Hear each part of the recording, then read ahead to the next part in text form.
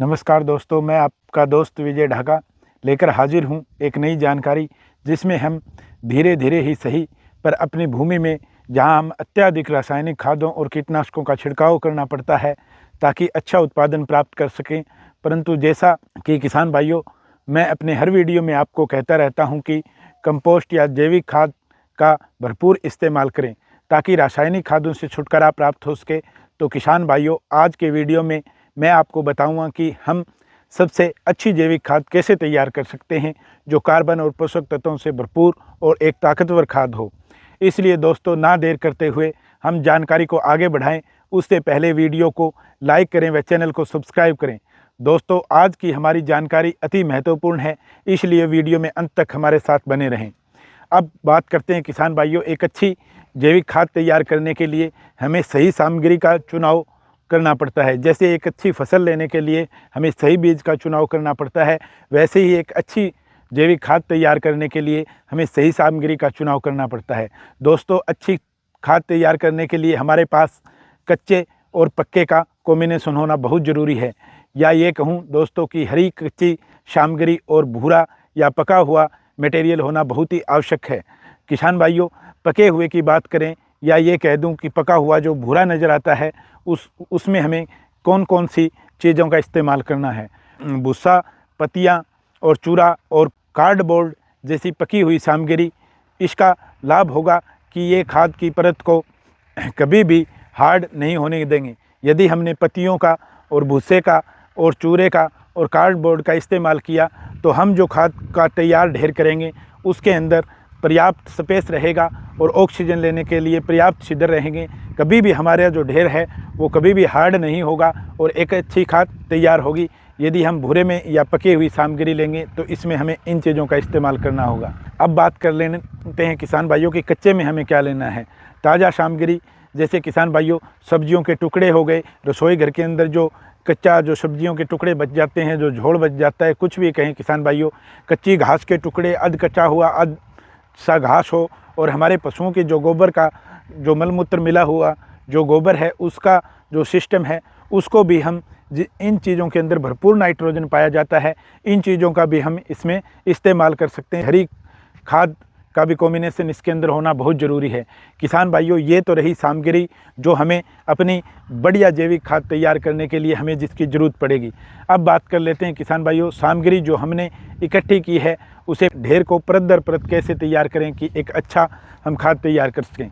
किसान भाइयों, जैविक खाद तैयार करने के लिए हवा का प्रभाव जरूरी है, तो सबसे पहले नीचे वाली जो हमें परत बनानी है किसान भाइयों, जहाँ पे हम खाद तैयार करेंगे अपनी, उसकी सबसे जो नीचे की परत है किसान भाइयों, उसमें सूखी पत्तियों का या सूखे भुस्से का इस्तेमाल करें ताकि उसके नीचे से हवा बराबर निकलती रहे।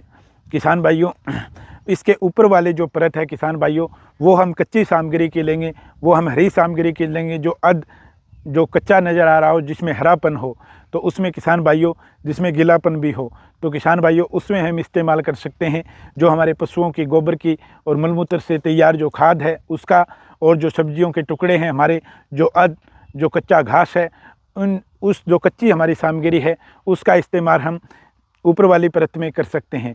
और उसके ऊपर फिर किसान भाइयों हम यही सूखा भूसा और जो पकी हुई सामग्री थी जो हमें लेनी है उसका हम उससे अगली परत में इस्तेमाल कर सकते हैं। सबसे नीचे परत में हम पका हुआ या भूरे रंग का जो हमारा मटेरियल है उसका इस्तेमाल करेंगे। उसके ऊपर वाली जो परत हम बनाएंगे किसान भाइयों, उसके ऊपर हम कच्चा व हरा जो हमारा मटेरियल है उसका इस्तेमाल करेंगे। और फिर उसके ऊपर वाली जो तीसरी परत बनेगी हमारी किसान भाइयों, वो फिर सूखे और हमारे पके हुए जो सामग्री है उसकी परत बनेगी। इस तरह से मैं ये कह सकता हूँ किसान भाइयों कि इसमें दो भाग एक होगा, एक भाग बीच में हरे का रहेगा और ऊपर और नीचे भूरे का रहेगा।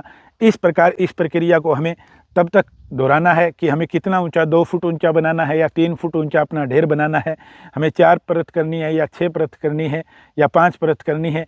या तो किसान भाइयों 3 परत बनाओ आप, या फिर 6 परत का ढेर ज़्यादा बढ़िया रहेगा, 6 परत का आप ढेर तैयार करो। अब किसान भाइयों, उस ढेर को जब हमने तैयार कर दिया है तो उसके अंदर सबसे ज़रूरी बात होती है कि हमें उसके बराबर उसके अंदर हमें नमी रखनी होगी। खाद को टूटने के लिए उसमें पर्याप्त नमी का होना किसान भाइयों काफ़ी ज़रूरी है। इसलिए किसान भाइयों, आप ये मान के चलो कि एक स्पंज जो अपना आता है और उसको जब हम निचोड़ देते हैं तो उसके अंदर जो गीला गीलापन रहता है उस टाइप की हमें नमी अपनी खाद के अंदर रखनी होगी। अत्याधिक पानी नहीं जमा होना चाहिए। अत्याधिक पानी जमा होने से हमारा जो सही सिस्टम है वो ना सही से गल पाएगा और ना हमारी खाद बढ़िया से तैयार होगी। इसलिए शुष्क मौसम जब भी हमें ये ढेर अपना सूखा हुआ नज़र आए तो हमें उसको पर्याप्त मात्रा में नमी देनी है, हल्का हल्का उसको गीला करना है ताकि अच्छी हमारी खाद तैयार हो सके। अब बात कर लेते हैं किसान भाइयों, खाद को अच्छा बनाने के लिए हमें अगला क्या पॉइंट ध्यान रखना है। खाद को किसान भाइयों समय समय पर अवश्य पलटते रहें ताकि कॉम्बिनेशन जो हमने परतें बनाई थी उसका कॉम्बिनेशन एक होता रहे और उसके अंदर से बराबर मात्रा में हवा निकल सके। और जो परत बन रही है उन परतों को हम थोड़े छोटे छोटे टुकड़ों में तोड़ देंगे तो उसके हमारी जो खाद है वो एक नंबर की तैयार होगी। इसलिए किसान भाइयों, प्रत्येक 18 से 22 दिन के अंतराल पर आप एक बार खाद को इधर उधर पलटे अवश्य, ढेर को एक बार हिलाएं अवश्य। अब बात कर लेते हैं किसान भाइयों जो अगले पॉइंट पे कि कचरा जो भी जैविक हो घर में जो पड़ा रहता है, जैसे समय समय पर कच्ची सब्जियां और वो आते रहते हैं, तो उसको किसान भाइयों उस ढेर के ऊपर ही नियमित अंतराल के ऊपर डालते रहें ताकि हमारा रसोई घर से कचरा निकलता रहे और हमारी खाद के ढेर के ऊपर जाता रहे ताकि वो भी बराबर हमारा साथ साथ तैयार होता रहे।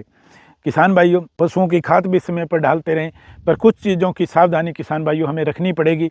हमें मांस, डेयरी या रोगग्रस्त पौधों को इस खाद के ढेर के ऊपर ना डालें। कचरा आप डाल सकते हैं लेकिन ये 3 चीज़ें, जो कोई मांस से बनी हुई चीज़, जो कोई बची हुई चीज़ हो उसको उसके ऊपर ना डालें और डेयरी का भी कोई भी मटेरियल हो वो भी इसके ऊपर ना डालें। और रोगग्रस्त कोई भी पौधा हो, जैसे कोई बैक्टीरियल ब्लाइट से भरा हो, कोई फंगस से भरा हुआ है, यदि हमने पौधा डाल दिया तो हमारी खाद के अंदर ये रोग पहले से ही पनप जाएंगे। इसलिए हमें शुद्ध और रोगों से रहित खाद तैयार करनी है। तो इन चीज़ों से किसान भाइयों बचें क्योंकि ये रोगजनक कीटों को और अन्य डिसीज को बढ़ावा देंगे हमारी खाद के अंदर। ये मोटी मोटी सावधानी किसान भाइयों हमें रखनी है। अब बात कर लेते हैं किसान भाइयों अगले पॉइंट पर कि खाद तैयार होने की अवधि क्या रहेगी। उसे लेकर किसान भाइयों 3 महीने से 6 महीने के बीच अपनी खाद कभी भी तैयार हो सकती है। 3 महीने मिनिमम रहेंगे और 6 महीने ज़्यादा से ज़्यादा। अब वो निर्भर करता है किसान भाइयों कि हमने अपनी खाद को तैयार करने के लिए जो मैंने नियमित पॉइंट बनाए हैं उनका आप जितना अच्छे से इस्तेमाल करोगे 3 महीने के बाद आपकी खाद कभी भी तैयार हो जाती है। और खाद तैयार होने को कि हमारी खाद तैयार है, हम किसान भाइयों इसको कैसे पहचान सकते हैं उसके बारे में भी मैं आपको बता देता हूँ।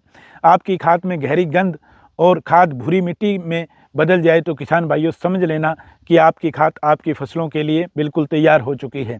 आपकी खाद आपकी मिट्टी को भरपूर पोषक तत्वों से परिपूर्ण करेगी।